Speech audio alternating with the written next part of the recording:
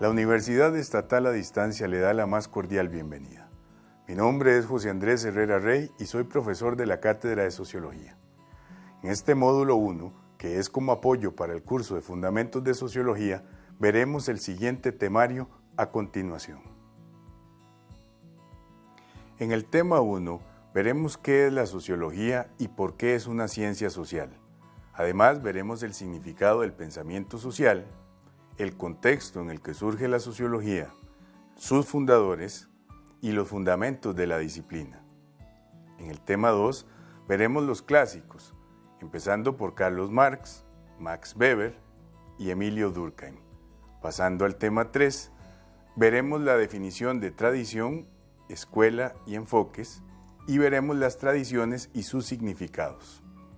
Para finalizar, en el tema 4, veremos el pensamiento social latinoamericano, la generación arielista, las corrientes sociológicas y sus implicaciones. ¿Qué es la sociología? Si bien es una ciencia muy diversa, con diferentes posiciones y definiciones de varios autores, podríamos sintetizar que la sociología es una ciencia crítica que lo que pretende es entender al ser humano y su entorno. A partir de la definición que dimos de sociología, veamos ahora cómo es. Dos aspectos fundamentales de señalar aquí. El primero de ellos es que la sociología y los sociólogos son críticos al intentar comprender la realidad que es cambiante. Un segundo aspecto es que la sociología surge con la finalidad de adquirir conocimiento para poder prever, diseñar y controlar la realidad. Esto último es incidir en ella para propiciar cambios. Dicho eso, cabe preguntarse ¿por qué es una ciencia social? Un primer aspecto es porque posee ámbitos específicos donde se encuentran sus objetos de conocimiento. Además, porque aplica el método científico, cosa fundamental. Y finalmente, porque se aplica a las personas y a las relaciones entre personas.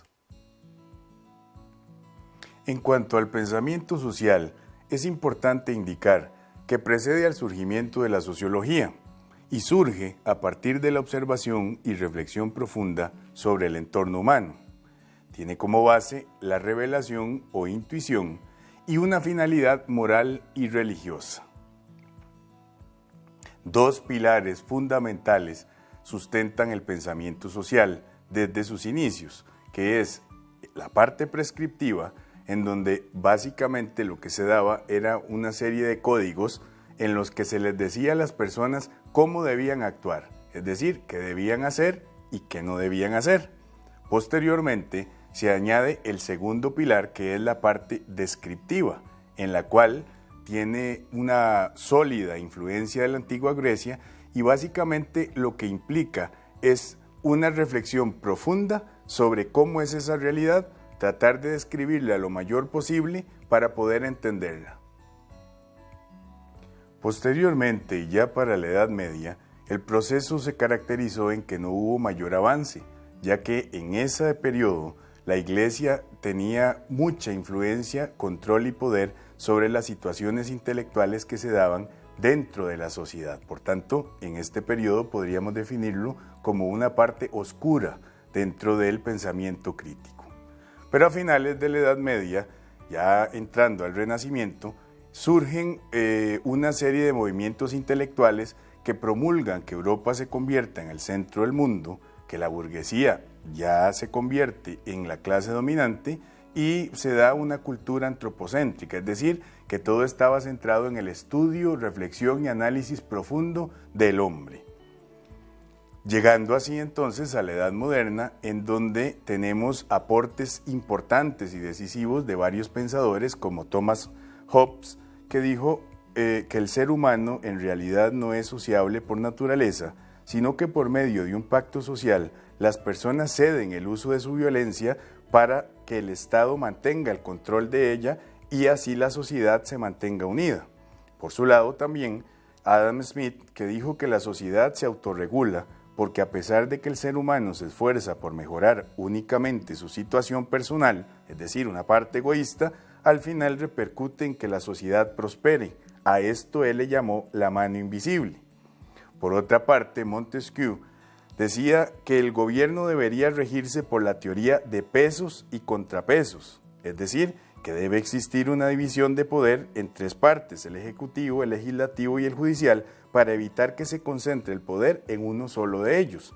Y finalmente el aporte de Hegel, en el cual su propuesta dice que la realidad es dinámica, es decir, para Hegel la realidad cambia constantemente en un desarrollo progresivo de la libertad y que además se refleja en la conformación del Estado moderno. Esto, en pocas palabras, Hegel lo retomó en las leyes del método dialéctico que tomó por influencia de Heráclito de Éfeso.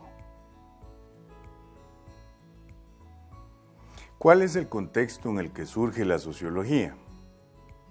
Ahí tenemos que mencionar de primera mano a Augusto Comte, porque fue el primero que utilizó este término para referirse al estudio de la sociedad. Comte, dicho sea de paso, fue maestro de Emilio Durkheim, uno de los clásicos de la sociología. Ahora bien, ¿cuál era el contexto social y los antecedentes que caracterizan el surgimiento de esta disciplina? Como antecedentes tenemos una sistematización del pensamiento social, el desarrollo e incorporación del método científico y la parte utópica sobre la sociedad futura, es decir, cuáles modelos, cuáles ideas son las que se desea que la sociedad llegue a alcanzar. Todo esto se da en un contexto social en el cual había un rápido progreso tecnológico, muchos avances, una aguda crisis social y conflictos políticos graves relacionados con los dos primeros. Esto hace entonces que los fundadores de la sociología, Augusto Comte y el conde de Saint-Simon, formulen este propósito de controlar la realidad social para finalmente incidir en ese contexto social que hemos descrito para cambiarlo y mejorarlo. Si bien es cierto que la sociología es una ciencia diversa, con muchos autores, con posiciones distintas, hay 4 premisas que comparten todos ellos. La primera premisa es que el ser humano tiende a la sociabilidad, sea por naturaleza, Aristóteles, pensamiento social griego, o sea por la existencia de un pacto-contrato propuesto por Hobbes del pensamiento social moderno. Una segunda premisa nos dice que toda sociedad está estructurada. Esa estructura que tiene toda sociedad está conformada por grupos. Esto quiere decir que la sociedad, si bien es un todo compuesto por diferentes partes, grupos y actores sociales. La tercera premisa nos dice que esos grupos en una sociedad están estratificados, es decir, están jerarquizados y en conflicto entre ellos. Y finalmente, la cuarta premisa nos dice que a pesar del conflicto, la sociedad logra, por lo menos en el corto plazo, evitar que el conflicto destruya o transforme radicalmente a toda la sociedad, es decir, hay una relativa estabilidad. En todo caso, estas 4 premisas serán retomadas en el módulo 2. Al hablar de clásicos, es importante definir por qué son clásicos.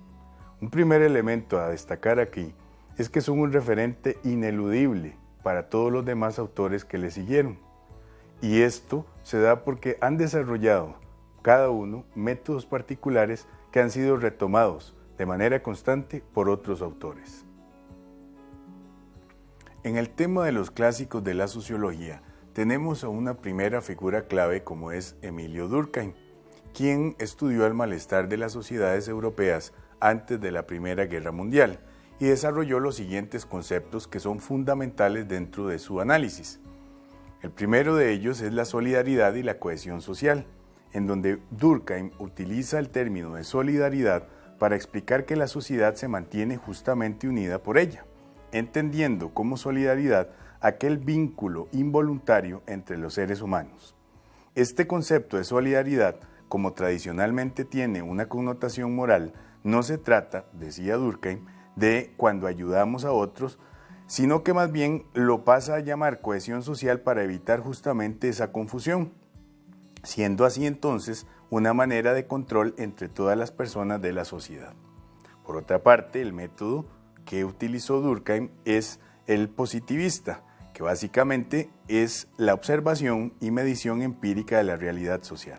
Al desarrollar el método positivista, que lo hereda de Comte, aportó un método propio para la sociología, lo que hizo poder considerar a los hechos sociales como cosas y aplicarles instrumentos precisos de medición para investigarlos. Además, sostuvo que es la estructura social la que determina al individuo y no a la inversa.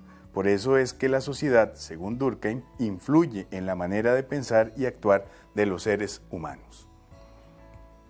Un segundo clásico es Max Weber, quien se enfocó en estudiar sobre el Estado, la religión, la política y la burocracia. Se preguntaba cosas como, si bien es cierto que siempre hay conflictos entre clases y estratos sociales, ¿cómo hace entonces la sociedad para no estallar? En ese sentido, Weber observó que habían mecanismos o acciones dentro de la sociedad en las cuales el entorno no permitían que pasara y que para ello desarrolla entonces el concepto de acción social. Básicamente con esto, Weber le da un sentido opuesto al que dio Durkheim, quien decía que la estructura era la que determinaba al individuo. Weber más bien le da relevancia al actuar del ser humano, para decir que es quien determina la sociedad, pero no creía que toda la acción que se dé dentro del contexto social pueda calificarse como una acción social en sentido estricto. Para ello, desarrolla el método comprensivo de la acción social o de los tipos sociales para comprender mejor esto. Esto se verá en el módulo 2. Sin embargo, adelantemos aquí 3 componentes principales que Weber caracterizó para la acción social. A partir de esto, el aspecto número 1 es que exista una intencionalidad o deseo en el sujeto que actúa. Número 2, que esa acción se desarrolle en un contexto social. Y finalmente, que dicha acción produzca un resultado o tenga una repercusión o impacto en otros. Finalmente, entonces, este método comprensivo de los tipos ideales es para clasificar y entender estas acciones sociales en sentido estricto sociológico, y con ello lo retomaremos en el módulo 2. El otro clásico de la sociología es Carlos Marx, quien nunca se llamó a sí mismo como sociólogo, pero sin embargo desde la sociología se ha tenido como un referente clave y por eso se citan sus aportes. Se enfocó básicamente en estos conceptos. Por un lado, el método dialéctico, que lo retoma de Hegel, quien a su vez lo retomó de Heráclito, y que, grosso modo, es la relación dinámica entre los actores sociales en donde existe un diálogo constante, pero que también hay una lógica conflictuante o conflictiva y que eso produce cambios. Además, desarrolló el concepto del conflicto social, en donde los actores están en una búsqueda constante del poder y eso los hace entrar en un conflicto. Por ejemplo, el proletariado que está en conflicto con el capitalista o el dueño de los medios de producción. Y el otro concepto es el de praxis, que inicialmente lo podríamos definir como una relación dinámica entre los sujetos con su entorno, es decir, con su realidad, y que ello los marca y define en su forma de pensar y actuar. Debido a la complejidad de este concepto, es que también se le invita a observar con atención el módulo 2, en donde se explicará con mayor amplitud dicho concepto. Si bien la sociología es una, se compone de diversos autores, conceptos e ideas, que se encuentran sintetizados a continuación. En cuanto a las tradiciones sociológicas, definamos los conceptos fundamentales. ¿Qué se entiende por una tradición? Es un grupo de sociólogos con influencias, preocupaciones y aportes sociológicos similares.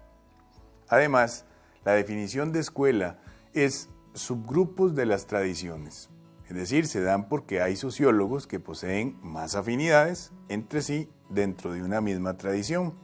Y finalmente tenemos la definición de lo que es un enfoque, área de interés académico dentro de una tradición que se encuentra menos definido que una escuela. Dicho esto, veamos las principales tradiciones, sus postulados y autores. Tenemos una primera que es la tradición estructural funcionalista, que se enfoca en el estudio del papel de las estructuras sociales. En esta tradición, la estructura tiene supremacía sobre el actor. Y aquí sobresalen los autores Emilio Durkheim, Talcott Parsons y Robert Merton. Tenemos una segunda tradición que es la subjetivista. Esta se enfoca, al contrario de la anterior, en el papel de los actores sociales. Es decir, el hombre común es la base de todo el sistema. Aquí sobresalen los autores Edmund Husserl y Max Weber. Tenemos una tercera tradición que lleva por nombre integracionista. Justamente el nombre es porque es un intento de síntesis de la estructural funcionalista y la subjetivista, y abogan por una sociología actuante y no como una mera espectadora del mundo. Aquí el principal autor es Alain Touraine. Tenemos una cuarta tradición que es conocida como la del conflicto o la tradición marxista, que se basa en el estudio de las contradicciones entre grupos en la sociedad.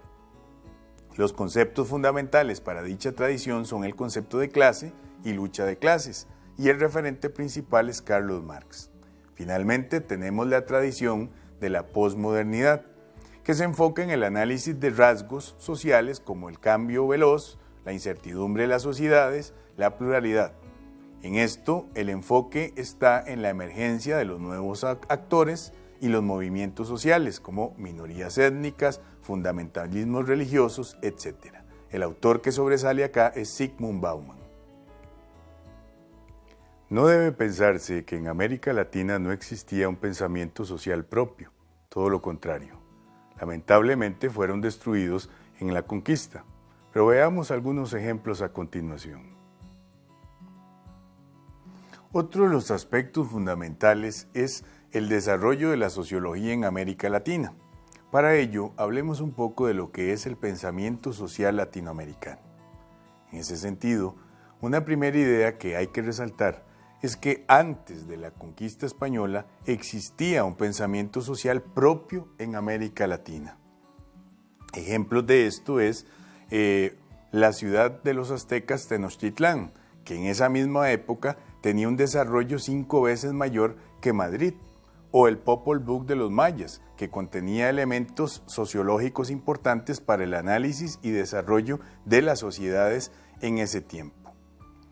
Siendo esto así, surge posteriormente un ideario liberal a nivel del pensamiento social latinoamericano.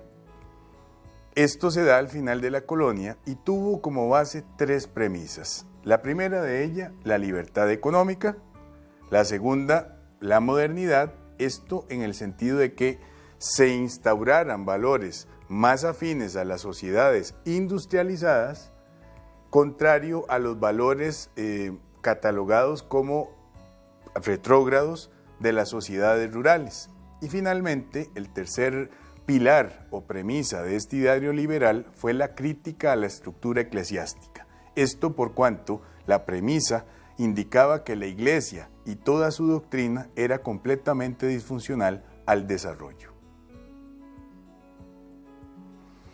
Posteriormente se dio la generación arielista a finales del siglo XIX. Básicamente esta generación nace como una contraposición a la expansión capitalista que promulgaban Estados Unidos e Inglaterra, en donde veían a América Latina como una tierra fértil para expandirse.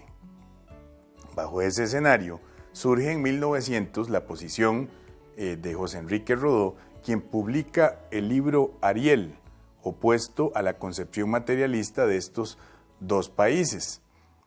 En el caso de Costa Rica, se suman unos intelectuales como José Joaquín García Monge, José María Celedón, Omar Dengo, Carmen Lira, Jorge Bolio y Ricardo Jiménez Oriamuno. Para finalizar este módulo 1, hablaremos de las corrientes sociológicas y sus implicaciones. Una de las primeras corrientes es la llamada modernista, que tenía como principal preocupación por qué los países como Estados Unidos, Gran Bretaña, Alemania o Francia eran desarrollados y los de América Latina no. creían que la industrialización era necesaria para que un país pudiera salir del subdesarrollo. Otra de las corrientes es la estructuralista, que se dedicó al estudio de América Latina por medio de la CEPAL y no creía que la industrialización fuera la solución. Esto por cuanto persistía una estructura en donde las relaciones de intercambio comercial entre países desarrollados y subdesarrollados no permitían salir de ese estancamiento, y no lo permitían porque básicamente los países ricos compraban productos de poco valor a los pobres, mientras que los pobres necesitaban comprar productos de alto valor a los países ricos. Otra de las corrientes es la sociología crítica latinoamericana, que se desagrega en tres grandes vertientes.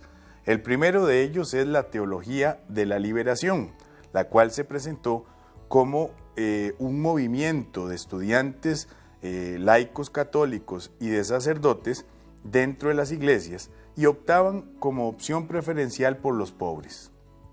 Aportó en términos de método, en primer lugar, la concientización de los pobres, para luego pasar a un enfoque de investigación-acción en el que se analizaba la situación en la que estaban y luego llegar a la práctica transformadora de la realidad. Tenemos otro enfoque que es el foco guerrillero, que privilegiaba la vía armada como única forma para tomar el poder y desde allí iniciar las transformaciones económicas y sociales necesarias. Finalmente, tenemos las teorías de la dependencia, que en su visión reformista consideraba que había posibilidad de desarrollarse aún en situaciones de países subdesarrollados, mientras que en su versión o visión más crítica pensaba que no era posible, ya que la dependencia que existía lo que representaba era una relación estrictamente de lucha de clases en el ámbito mundial. Otro de los enfoques es el neoliberalismo, en el cual se le asigna un lugar preponderante y privilegiado a la lógica del mercado sobre el Estado. La otra corriente sociológica es el neoestructuralismo, que buscaba equilibrar las propuestas del estructuralismo con algunos postulados del neoliberalismo. Finalmente, la última corriente sociológica es denominada el resurgimiento de la teoría de la dependencia, en la cual se da una visión crítica que sostenía puntualmente que el desarrollo de los países pobres o periféricos no era posible, justamente por esa relación de dependencia, y que por ello se debía observar como una relación de lucha de clases a nivel mundial que debía romperse. Muy bien, esto ha sido el primer módulo y lo invitamos a que vea el segundo con atención. De parte de la Cátedra de Sociología esperamos que este material haya sido de su agrado y que sea fortaleza para su preparación del curso.